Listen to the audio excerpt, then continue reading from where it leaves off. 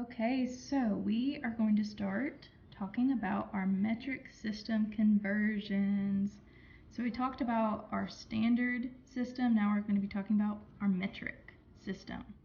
So, first thing we really need to talk about and be introduced to when we're talking about our metric system is an acronym that we have. So an acronym is a collection of letters that stand for other words, right? I know you've heard of acronyms before.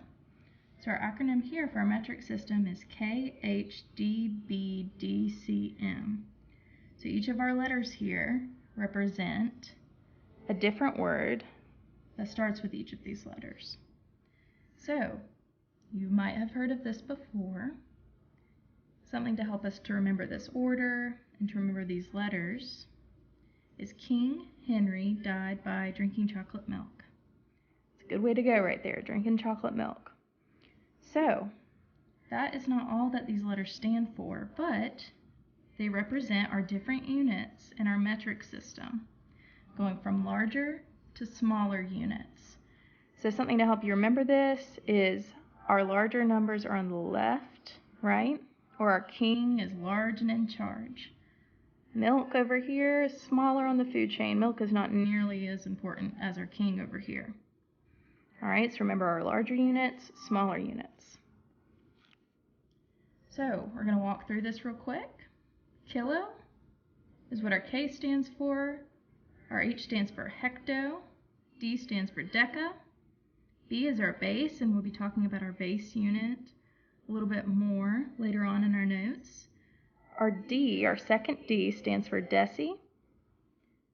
Our C stands for centi, and our M stands for milli.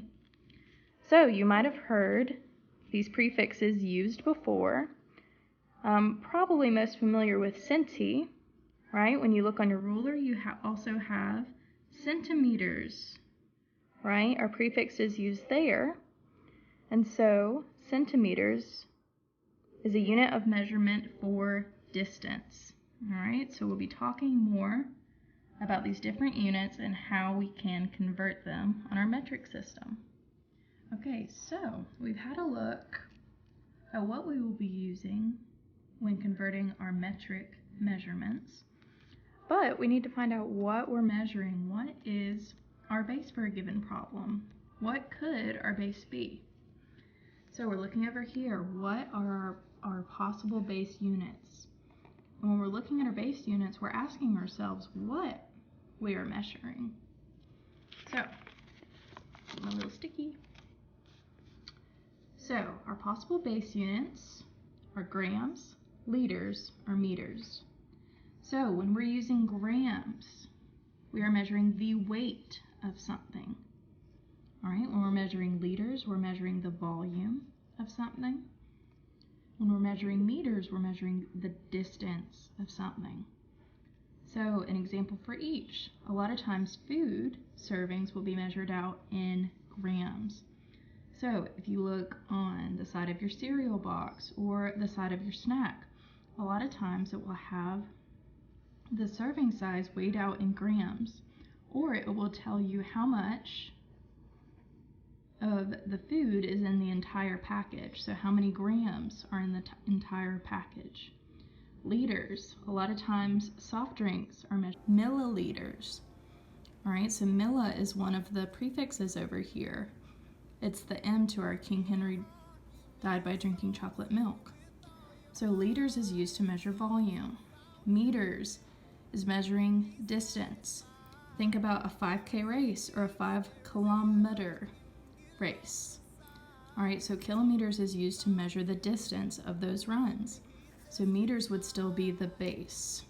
All right, so when we're looking at our base unit, we're looking at what we are measuring. So we're either measuring weight, volume, or distance. So, question is, how do I know which base unit to use when I have a problem or a conversion to solve for? So, only one of these will be your base units. All right, so only one of them. So keep that in mind. We're not going to go from grams to liters or liters to meters.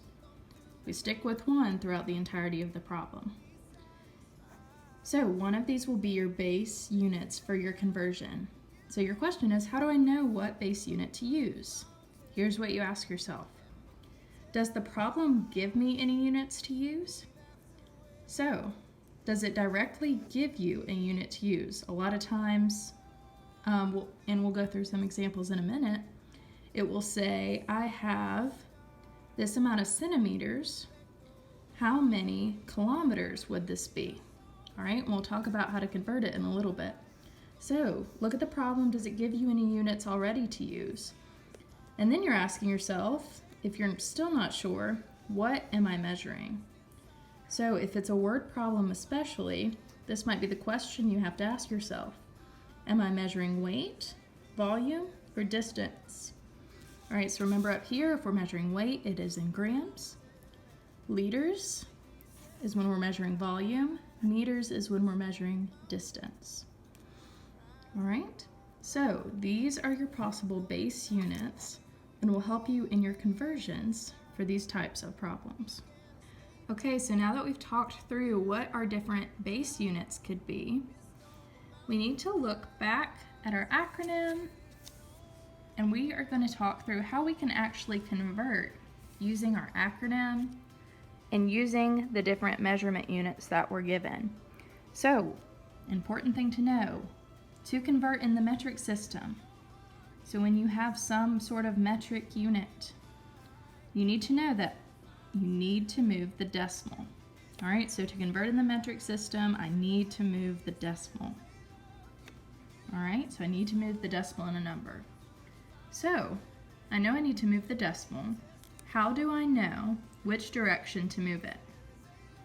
And how many times to move it, or how many place values to move it? So this will make more sense when we go through our examples here in a little bit. But we're just going to go ahead and discuss it so we kind of have an idea of what we're going to be doing. Okay? So, let me go ahead and take these off. So, to convert to a larger unit, so remember our larger units are towards the left. We need to move our decimal to the left. Okay? So for example, if we're starting with centimeters, all right, and we want to go to meters, which would be our base in that situation, I would need to move my decimal over to the left because I'm starting here and I'm wanting to end here. So it's important when you're deciding which direction to move it, identify where you're starting. On this King Henry died by drinking chocolate milk, decide where you're starting and where you're ending. So if I'm starting over here in centi and I'm wanting to end over here at my base, so centimeter to meter, I'm going from right to left. So I'm heading towards a larger unit because I'm moving towards the left. So I'll need to move my decimal to the left. So again, just the opposite.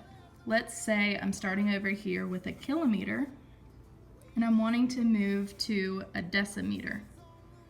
All right, so here's my start point at the K at kilo, and I'm moving towards deci.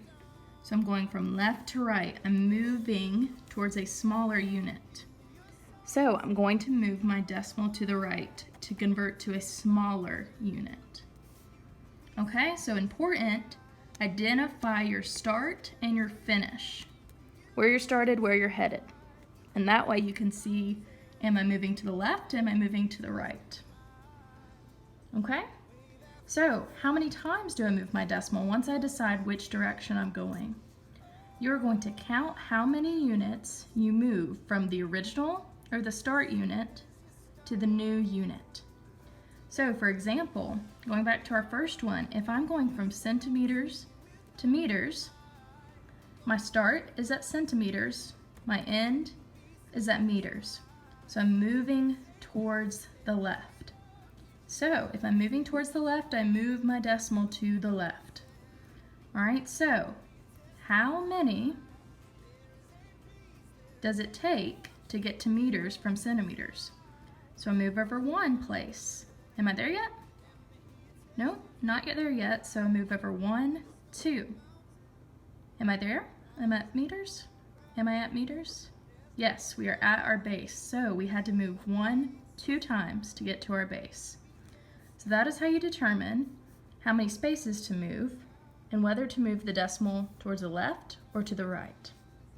So now we're going to talk through 2 examples of what this looks like.